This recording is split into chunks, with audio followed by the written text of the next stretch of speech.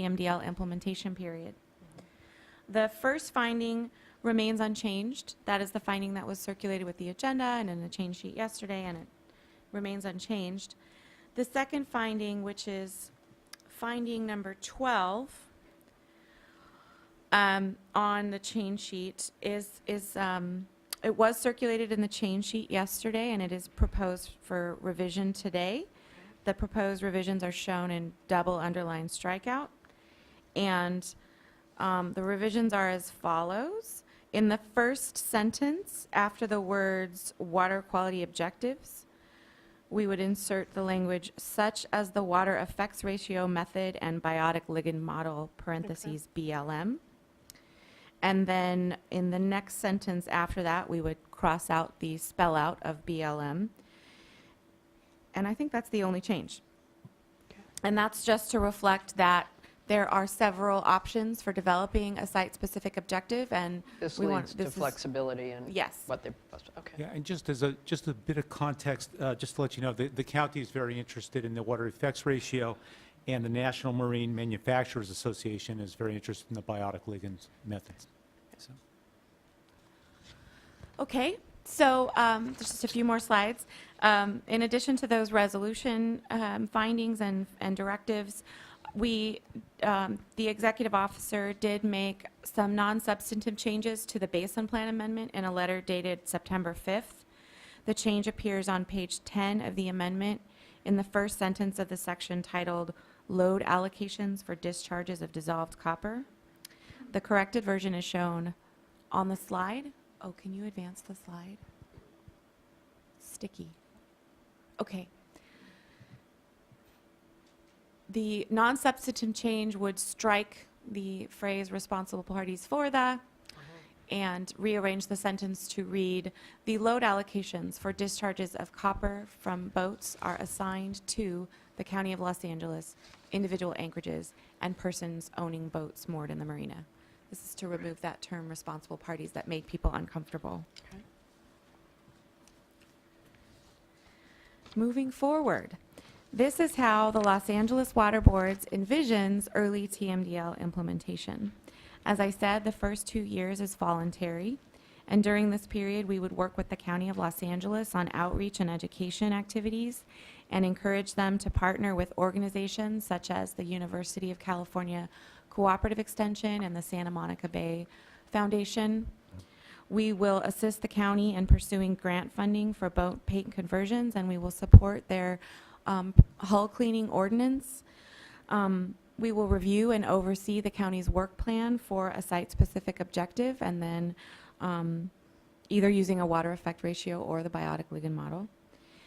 Then, considering these voluntary efforts after the 2 years, we will begin to develop the regulatory action to implement the load allocations. The voluntary program may be reflected in the regulatory action depending on how it goes, and we will engage stakeholders again at that time to receive their input, and then there will be a whole separate public comment process and board approval process.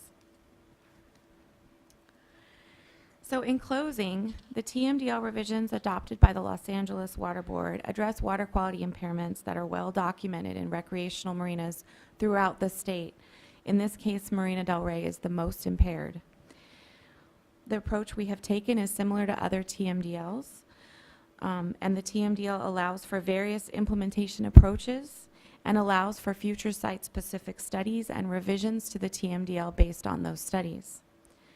So, and with that, we ask that you approve the Marina Del Rey toxic TMDL revisions as adopted by the Los Angeles Water Board.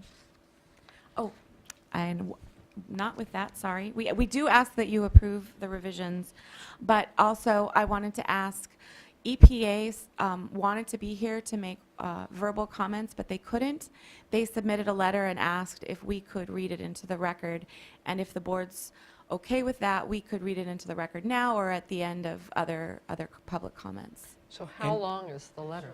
It's Then read it if it's short. Yeah, thank you very much. Go ahead. Might as well just get it all taken care of. Okay. I'm used to really long EPA letters, that's why I asked the No, question. it's very short. Some of them signed by me in past years, but still. I tried to make them all shorter. I just want to assure you. Okay. So the letter is sent by Janet Hashimoto, who is the chief of the Water Quality Assessment Office at US EPA Region 9. And it says, "We regret that we were unable to testify in person at the State Water Resources Control Board meeting tomorrow." They sent it yesterday.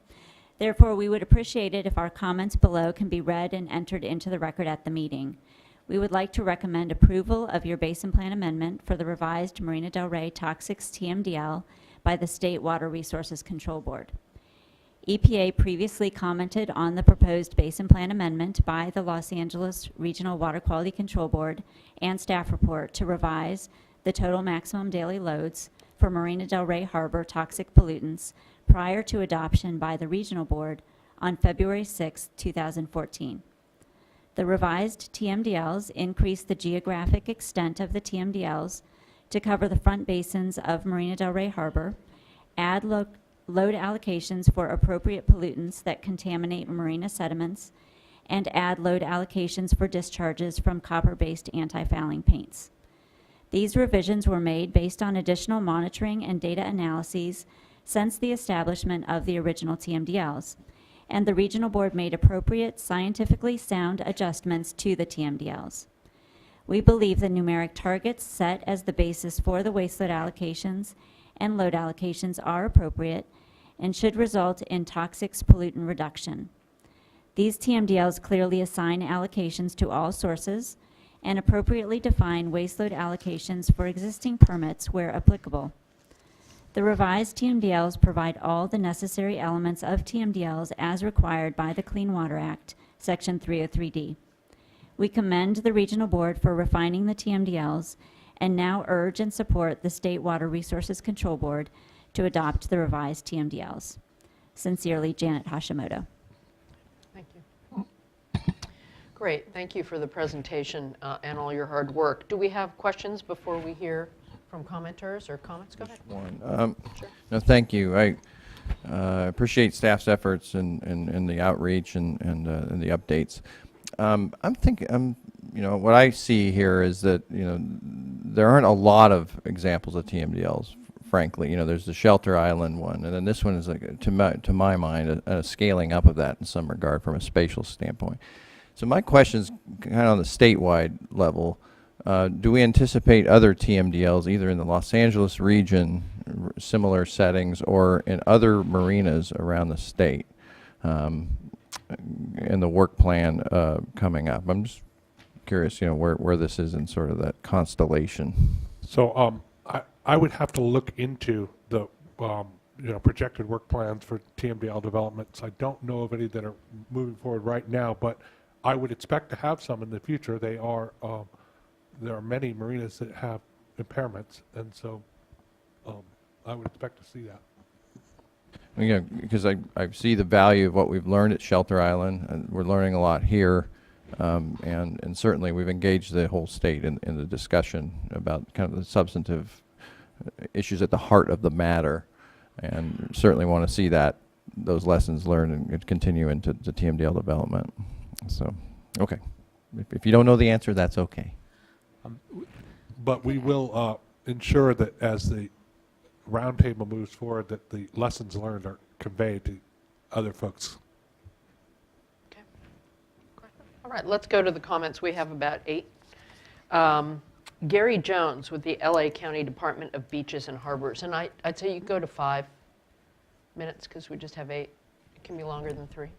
Yeah, great.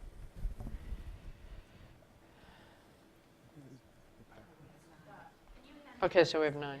That's still okay. 1, 2. I have 8. Now we have 9. Okay.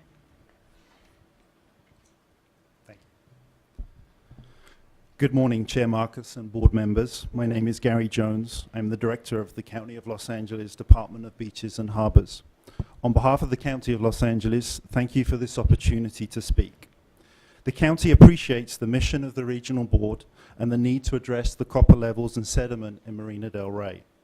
I'd like to thank the Regional Board for their efforts during the past several months in taking steps to address some of the county's concerns, especially the decision to reopen the TMDL once the scientific studies to be conducted by the county are complete.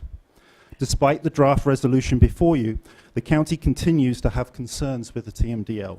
However, we are not here to oppose the TMDL.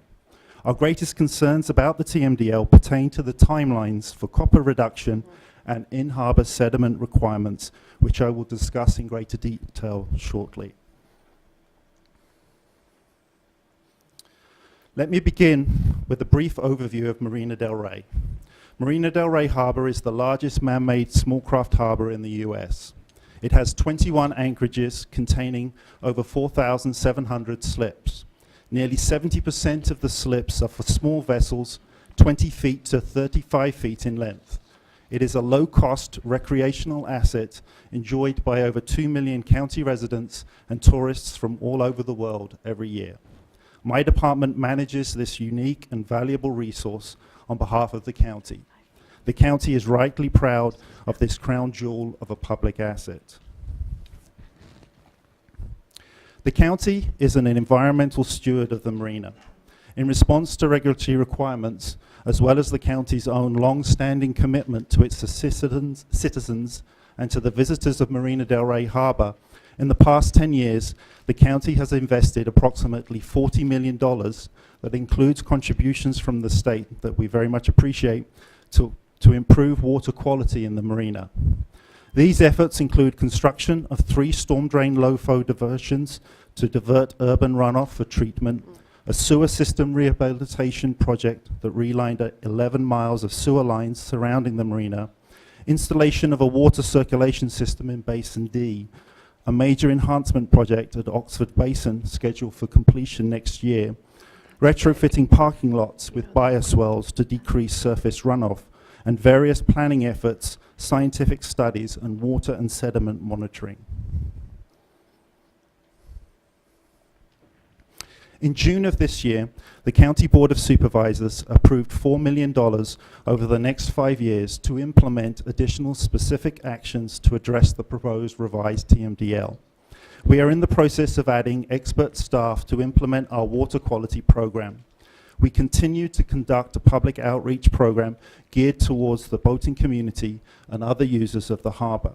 We are also developing an ordinance for hull cleaning activities to ensure appropriate BMP implementation, because recent studies have shown that use of proper BMPs may reduce copper leaching from boats by up to 30%. We are working with the boating community to obtain the Clean Marina designation, which is recognized by the State Division of Boating and Waterways and endorsed by the California Coastal Commission. We're actively seeking grant funding to assist boaters in the transition to non-biocide hull paints. Finally, we are initiating scientific studies to improve the science behind the TMDL and to help identify and evaluate compliance alternatives. These are reasonable efforts to improve water quality. The county has acted quickly to develop a scientifically sound approach, and although we are not here today to oppose the TMDL and appreciate the proposed resolution will reopen the TMDL to make the necessary changes once all of the scientific data is in, we would welcome further discussion to ensure the TMDL is attainable and realistic so that it can serve as a statewide model. As you can see, the county is moving forward on many fronts. To ensure a successful program for meeting water quality standards in the marina, at the same time, the county continues to have serious concerns with the TMDL as currently written. Our greatest concerns are in regard to the TMDL's compliance timelines for copper and in-harbor sediment. The basis for these concerns are detailed in our May 13th letter. Very briefly, our concern regarding the copper timeline is based on a lack of viable alternative paints on the market, and given the insufficient capacity of available boatyards for stripping and repainting boats. Approximately 36 years will be needed to strip and repaint the necessary number of boats to achieve the copper load reduction, assuming viable alternative paints are available on the market.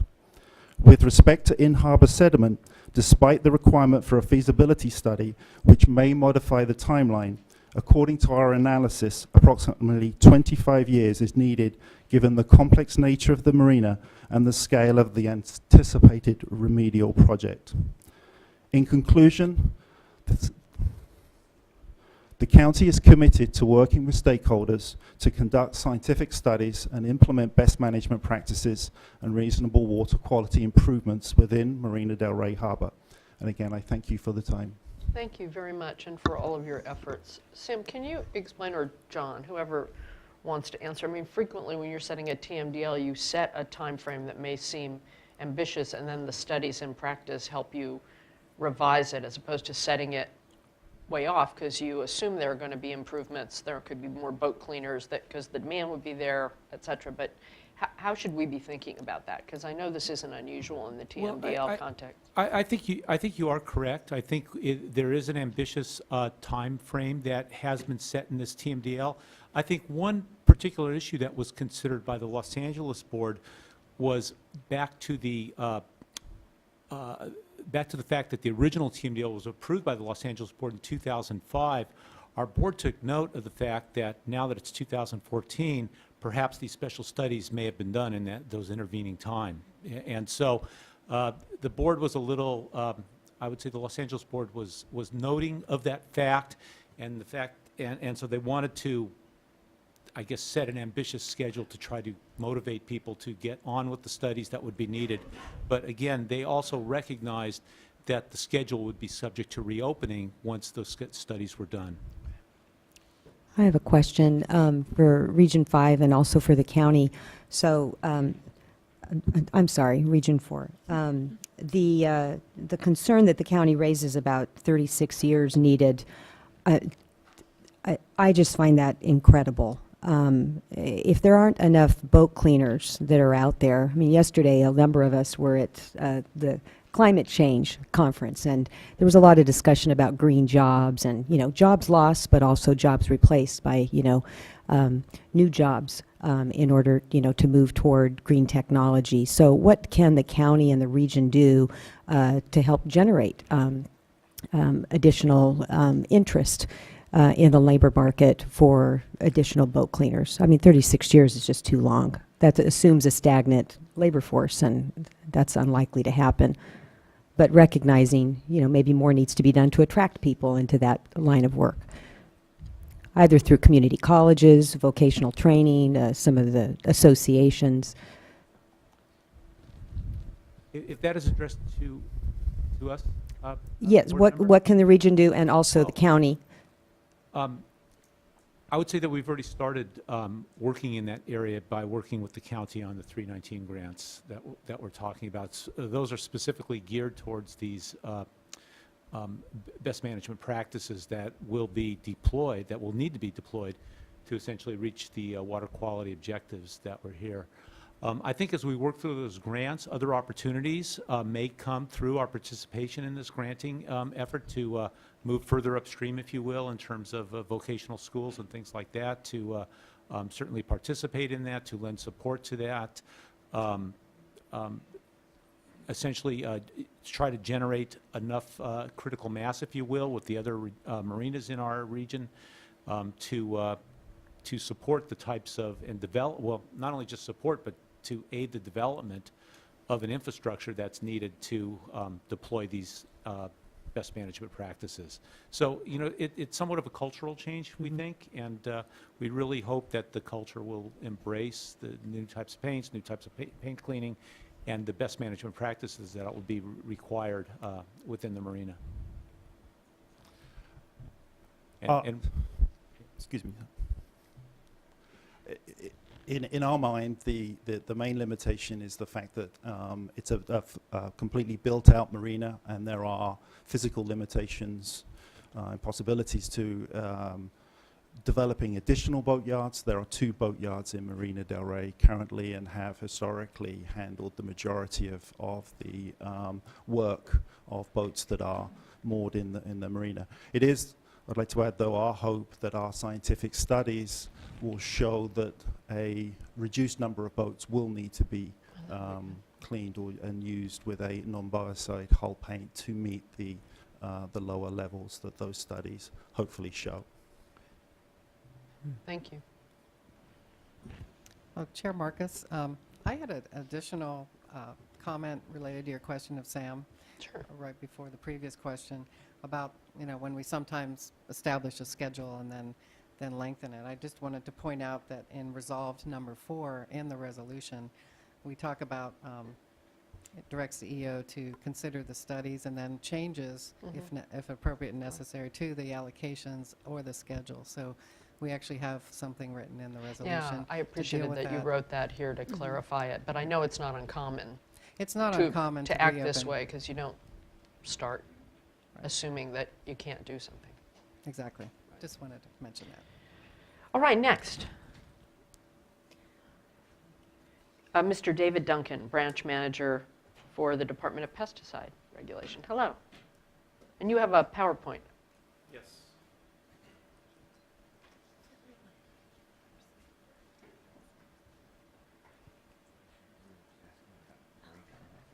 Yeah. Okay.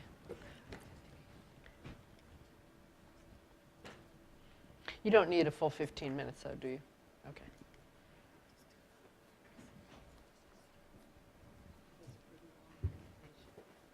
Yeah. Chair Marcus, my name is David Duncan, You got to get close. You're tall, so you got to pull it towards you. Yeah. There we go. Okay. Thanks. That's better. I'm with the Department of Pesticide Regulation, as you indicated, Chair Marcus, members of the board. With me is Nan Singh Hasamanan, Supervisor. We do have a comment about the resolution as well that we can get to after walking through these slides. Okay. And it is on the one that characterizes DPR's analysis. Okay. Number 7. Okay, so to begin with, And this, if you don't mind, try to. There are a lot of slides here, so. yes, I will be walking through them briskly. Okay. What we want to do. Linger where you need to, but not everyone. Discuss the implementation of AB 425 that requires DPR to establish a leach rate for copper anti-fouling paints, in addition to establishing recommendations for mitigation measures. And I'll be talking a little bit about the department's pesticide reevaluation process as well. Okay, so just a little bit about DPR's mission, protecting human health and the environment by regulating sales and use of pesticides, very simply. And one point to note about water quality laws and pesticide laws and how they differ. Pesticide laws have an endpoint, if you will, to no significant adverse effect, and of course water quality standards to a no effect level. So there's a difference there. Turns out that copper is a common active ingredient in many pesticides, algicides, fungicides, antimicrobial products, in addition to anti-fouling paints. High level of stakeholder input and interest, as well as the legislative interest, as we know. Back in 2001, a bill established a formal committee to look at alternatives to copper. Then SB 623 in 2011 to address copper leach rates, among many other things. It did not become law. Finally, AB 425 was signed into law last year and became effective in January of this year. Just a little bit of a background. Turns out copper wasn't the only metal to become an issue in water. Tributyl tin, going back to the 1980s, was regulated by both EPA and DPR. And into that void stepped copper. It was already in anti-fouling paint products and tends to be very effective. So in the interim time, in the mid-2000s, DPR and the water boards began to look at impairments and monitored collaboratively. identified water quality issues that even triggered DPR's level of effects. And DPR put copper anti-fouling paints into reevaluation in 2010. So our reevaluation process involves the registrants. We bring them together. We look at data gaps when there are some and try to determine how to mitigate the problem.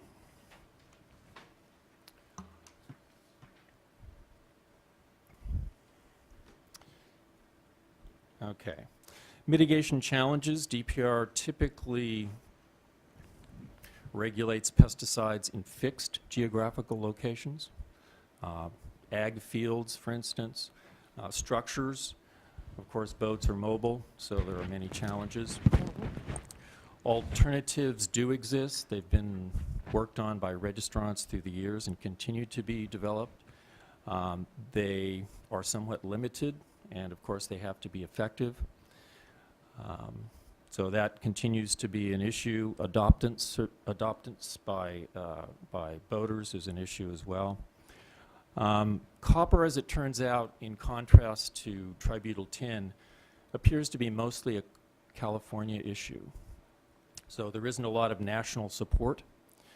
And as has already been stated, the in-water hull cleaning process can contribute in various amounts to solubilizing copper. DPR only regulates the sales and use, so not the cleaning process.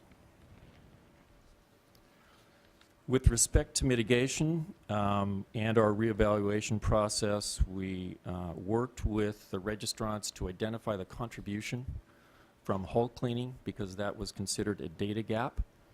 And the registrants funded a study in cooperation with the U.S. Navy. The U.S. Navy has a lot of the sophisticated equipment that helps to determine the leach rate coming off of the painted surface, and also the leaching that occurs from the cleaned surface. So essentially the cleaning process refreshes the paint. Okay. Based on that data and other data, DPR included that into a model called MAMPEC to estimate the leaching from both the freshly painted and freshly cleaned surfaces. We used a model target of 3.1 parts per million, which is not something that DPR regulates to. It is a water quality standard. California Toxics Rule, 3.1 parts per million. So in compliance with AB 425, DPR established leach rates. This was communicated back to the author. Approximately 9.4 micrograms per square centimeter per day for surfaces that would be cleaned, and 13.4 for products that would prohibit cleaning. Now the leach rates, and this is one of the areas that I wanted to make clear as well, will impact all of the marinas. In many cases, it will bring them down eventually to the California Toxics Rule level, but not the most impacted marinas, particularly those in Southern California.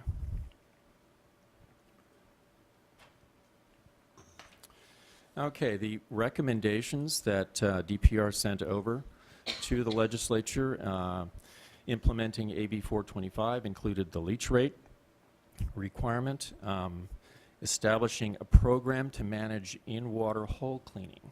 Now that's, again, something DPR does not regulate, but we wish to engage with our state board staff colleagues and try and determine what might be a program to manage that.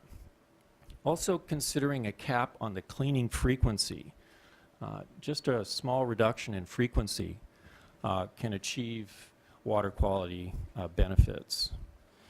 And then there's a big outreach effort that we've identified here. Hull maintenance brochures, which the registrants are very interested in engaging with. Certainly we want to reach out to all of our stakeholders that can help us do that, including the regional board staff. Much talk about alternatives. Boater adoption is certainly an issue. They also may be more expensive. There are incentive programs that can assist with that. And then just as an additional item, the consideration of site-specific objectives. So the status of where we are right now with AB 425 and our reevaluation process, we have met with the registrants already once. There will be more meetings to discuss reformulation. Staff are already kicking around text that would address the leach rate requirements for new products to be registered through the department. The registrants are eager to engage in outreach at this point. That would be targeting boat owners, marina operators, boatyards, divers, and others. We plan to engage in workshops, especially in the impacted marinas, Southern California, and continue coordinating outreach with both the regional and state boards.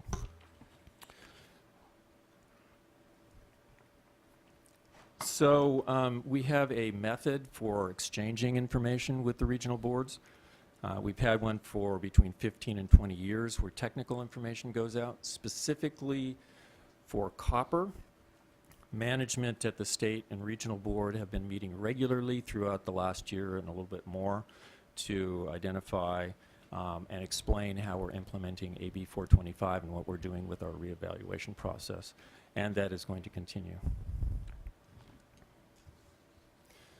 So that concludes my presentation. What was the language issue Yeah, you were concerned about? one item, and it may be that Nan can get more into the technical issue. It's on number 7, and it is the fourth line that refers to 75% of saltwater marinas. I think it's current number Current 6. number 6, yeah. Yeah. Yes. That which Oh, was formerly okay. 7. Sorry. First number 7. Yeah, the- First, this would be the new one. So the analysis that we did identified percentiles, not percentages. So we were looking at boats in the water and leaching that would occur from certain numbers of boats in the marinas. We weren't necessarily looking at the numbers of marinas and which ones were characterized in California. I mean, that decision can be applied to that subsequently. But as it turns out, the 75th percentile actually applies to about 90% of the marinas. So They ca- are smaller Can you marinas. give our staff edits that just make it accurate? Sure, That's all we that. can, yeah. Can you do that? Like, Promptly? Yeah, Yes. like Already in the done it, next few so, minutes? yeah. If Okay. it's already been done here, I'll talk to Shayna afterwards. That'd and be Jenna, great. so. That'd be Okay. great. So I think that makes a big difference now. It doesn't include the other percentile that is the largest marinas, including Marina del Rey in Southern California. All right. Good. Further question? Well, it's interesting that you mentioned it's only a California issue because the California Toxics Rule number is actually the national Toxics Rule number Yeah. and would apply to East Coast states. And I wonder if that, or staff, what you think about that statement that it's only a California issue. I mean, the San Francisco Bay, we've done a site-specific objective, so those thresholds aren't, you know, as close to the ambient levels. Mhm. For instance, I'm aware of that because I used to be in the Region 2 board. But that was an interesting observation. Do you have any comment on that, staff? Oh, yeah, Board Member Moore. I think just like the answer to your question earlier about how many other marinas in California have the issue, I think our work is driven by data. And if people aren't looking at it and aren't collecting the data, they don't have the information. That's certainly the case in our region where we're looking at some other harbors and collecting data. We relied on some old, TSM Mussel Watch, old sediment contamination data to at least get started and prioritize. So maybe they're not looking at it on the East Coast. I was a bit concerned too about I hearing that. suspect they will. Yes. And the other thing I'd like to add to that question is I agree with Deb 100% that our decisions are driven by data. But as another example, you all may be aware that the state of Washington has identified this as an issue, copper anti-fouling paint, and has instituted a ban on the use of copper-based anti-fouling paint. So certainly there are other examples on the West Coast that are addressing this issue. Well, it helps to be a salmon place to Yes, focus that's on true. copper. Yes. A little dose does a lot of harm. So, So great. just in response, I think the comment was intended to compare tributyl tin levels with copper. So there isn't a lot of national support, perhaps staff might agree with that, to regulate copper nationwide or even worldwide at this point. That's the context. We don't have the kind of national support that existed for tributyl tin. Great, thank you very much. Sure. Next, we have Walt Vance, Director of its RBOC.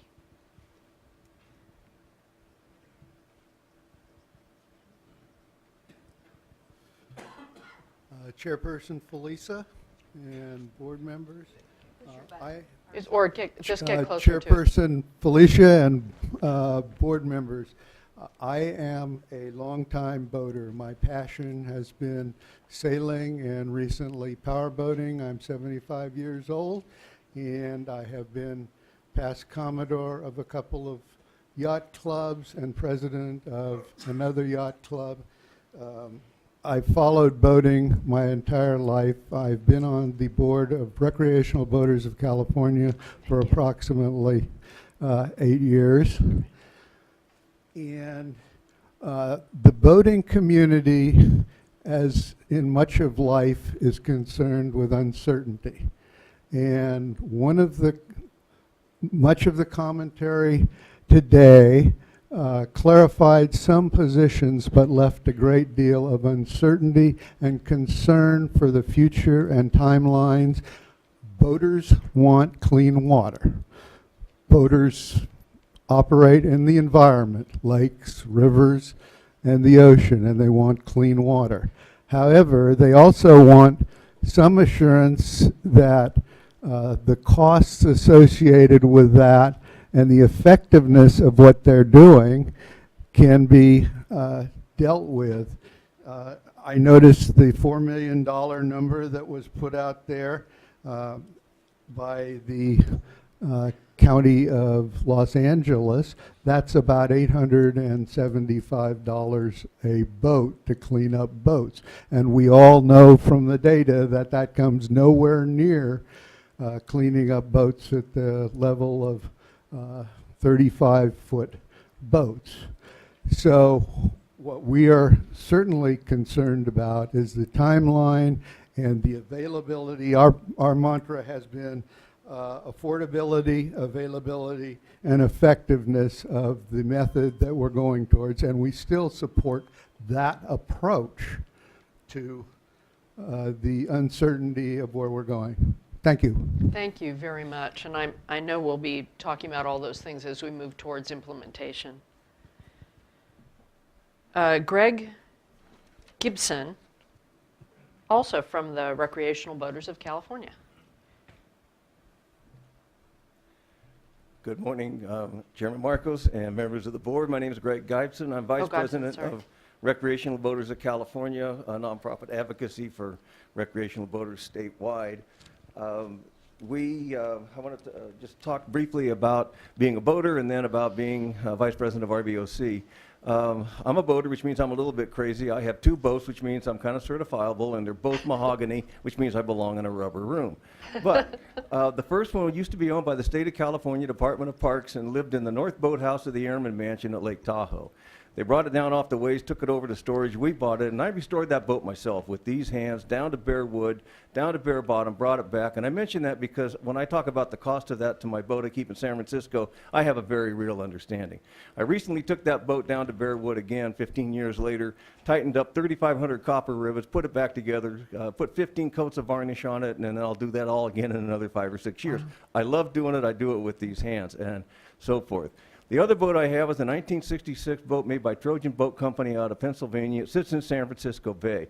I greatly appreciate your question and the gentleman's comment over here about what else is coming down the pike to the other regional boards. There's no doubt in my mind it'll get revisited in San Francisco.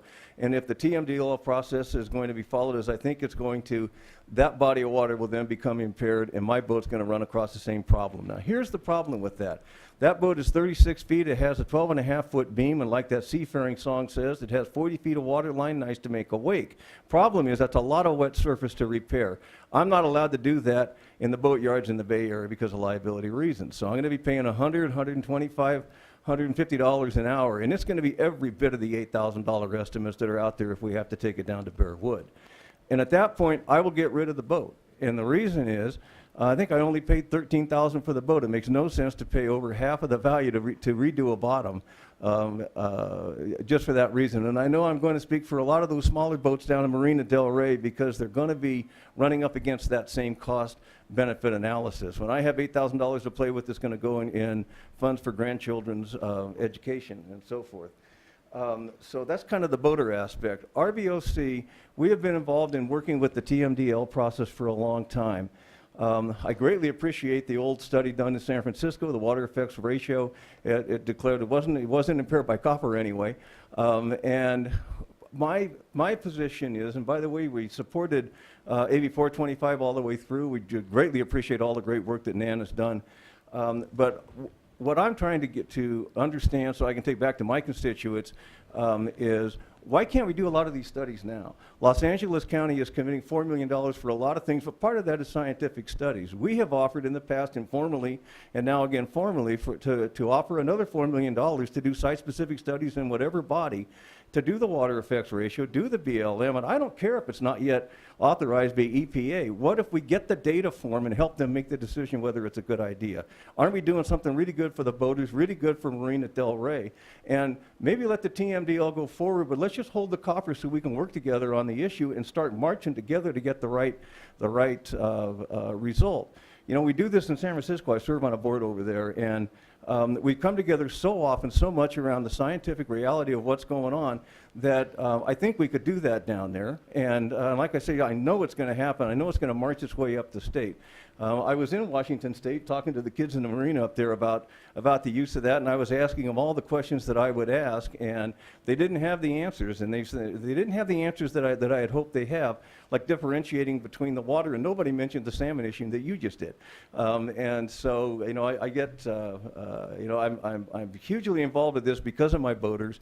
If it's such a huge problem, one of the questions I get routinely asked, why are we exempting commercial, why are we exempting military, if copper is such a huge problem? That's a question that I get to try to answer, which and I don't have a good answer for that yet. I was interested in that California-only issue because if it's not, and we have great partners statewide, I mean nationwide, to find out whether or not other agencies or whether other states are having a problem. And if they're using a different study mechanism, then that might be good to know. I am concerned about the time clocks that people talked about. There was a 2-year clock up here where we were going to start doing changing out the paints and so on and so forth, and I think you're going to lose an awful lot of the recreational boaters to just the cost-benefit analysis, and we're not certain that we need to do it yet. And I think I would rather do the study first, get all the information, and then we all abide by it.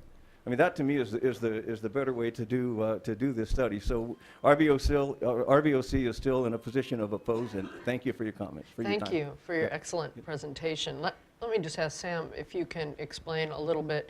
I mean, generally, you would have I think what I heard you say is the regional board went with a 10-year schedule because the studies hadn't been done in the absence of that hanging, and sometimes cooperation and collaboration follow setting an ambitious schedule. That's true in the air arena and true here, but I sense a very real commitment, I mean explicit commitment, to deal with that site-specific. Oh, absolutely.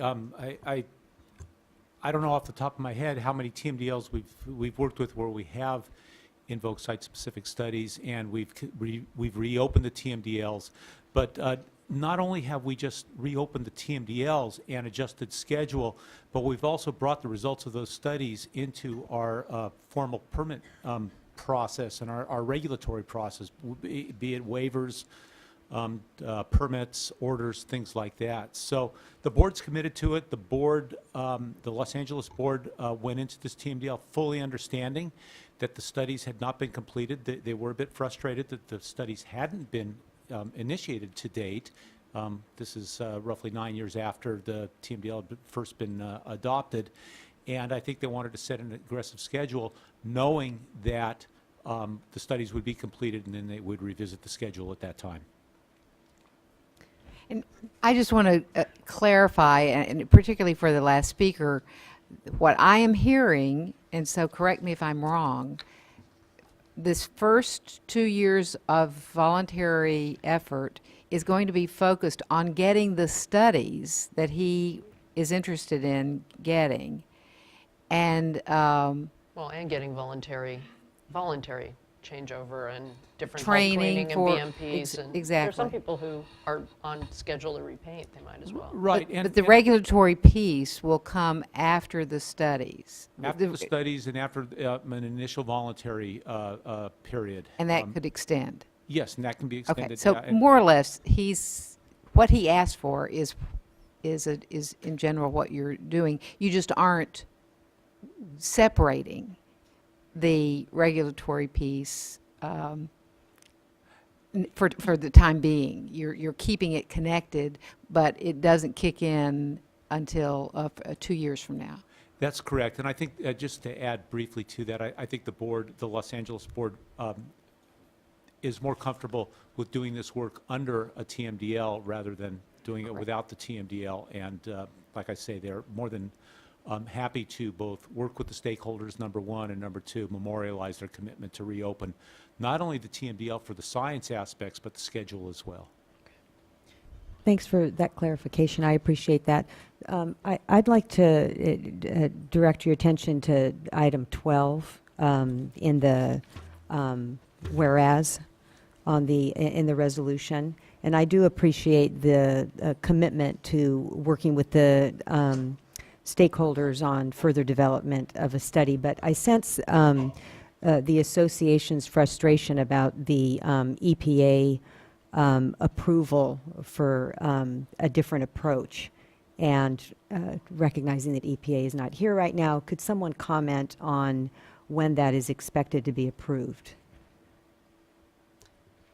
I guess Board Member Damo. I actually was up here for a nutrient workshop with EPA headquarters in this building about a week ago, and I asked Betsy Beal, who's the head of the criteria section back in DC, I heard this very question, and she estimated summer of next year for when it might be final.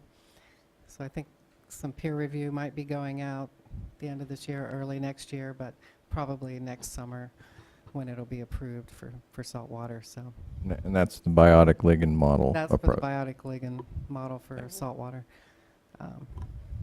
So That's the best from the source. So yeah.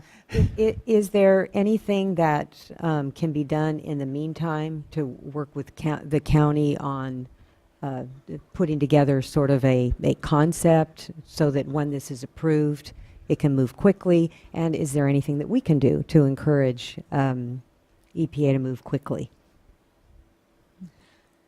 Can I chime in? yes, I think on two fronts.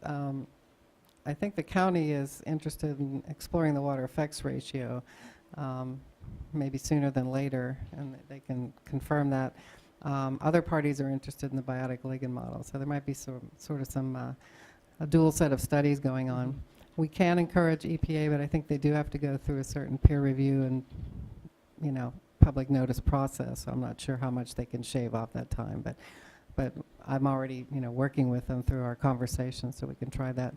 And I do think that, the freshwater biotic ligand model is available. I mean, certainly folks can start thinking about Gathering data data. collection needs and, getting prepared for it, with some uncertainty, knowing pretty well what's going to come out. It's just not being approved yet. So some discussions and some work could get started earlier than that. Okay, thank you.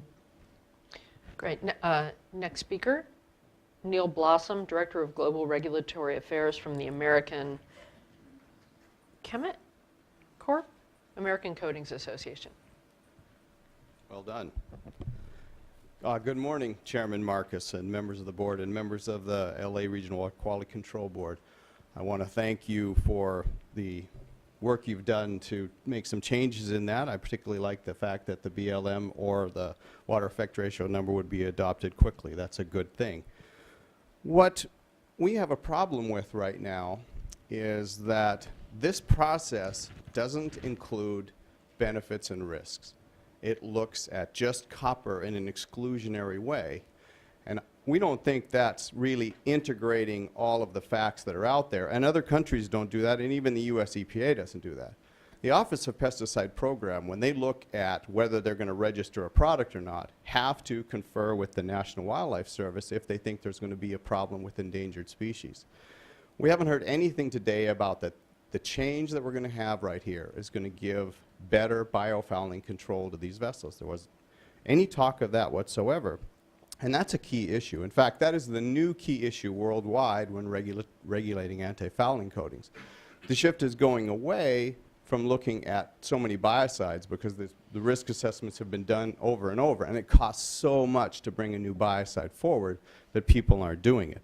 Copper's passed risk assessment after risk assessment worldwide. It's allowed in every country of the world right now. And to show that it's efficacious, about 90% of the vessels worldwide that have anti-fouling coatings on them have copper. And the US Navy, after spending decades and millions of dollars to look at coatings, 99% of the surface, of the hull surface of naval vessels are covered with copper because it's effective. But the new look is at invasive species. You want to prevent biofouling. The International Maritime Organization, Australia, New Zealand, the European Union, the US EPA through the vessel permit, and now the California State Lands Commission is all looking to regulate biofouling to prevent invasive species transport. Why? Because that's a much bigger environmental concern. If you look at what will happen, if you can reduce copper, and we will, AB 425 will do that, and I'll talk about that in just a moment, that will be reduced right away. But when invasive species are transported and put somewhere, that's probably forever. So there's a real benefit to having the best coatings, and that's just exclusionary from this discussion right here. That really troubles us. New Zealand recently went through this same decision, and I have the data right here that they collected in their marinas, and they have copper exceedances in their marinas. In fact, they had one marina where the number was 20 micrograms per liter. That's on the lines of where you're at with the Marina del Rey. Yet they determined at the end of the day, the benefit from copper was worth the risk. And so they moved forward, and there is continued complete use of copper in New Zealand. That's an issue that I really think needs to come forward right here. Finally, I want you to consider what AB 425 does as opposed to this TMDL process. AB 425 is a statewide effort to reduce copper. Yes, you're probably going to have exceedances of the 3.1, but you keep the most efficacious coatings. There's about 160 coatings registered in the state that have copper. I think there'll be 60 left because of AB 425. So this is a serious bill. And a lot of the paint companies will reformulate some of those other coatings to get down to those lower leach rates. And we want to do other things in terms of regulating how, or recommending how long our coatings should last before they get cleaned. That will reduce copper even further. The number in our study, by the way, is about a 50% reduction if you use best management practices and did it less frequently. So this is really significant here, the numbers that could come down. Copper is not the ultimate enemy here. It meets strict risk assessment. It has over and over again. And it will pass the new risk assessment review the US EPA is doing, which they do for biocides all the time.